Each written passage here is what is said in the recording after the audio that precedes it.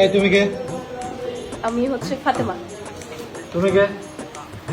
मैं हूँ ट्विस्ट। এটা কে বলো? আমি আমি মনে প্রাণে চাচ্ছি এটা আমার শেখে যাচ্ছে।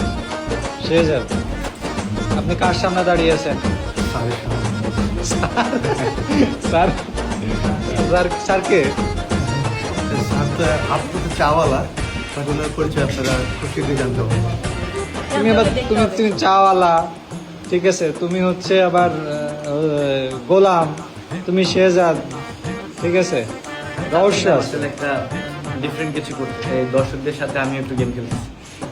সো আজকের এপিসোড কিন্তু হিট যাচ্ছে, কি বলবো দর্শক?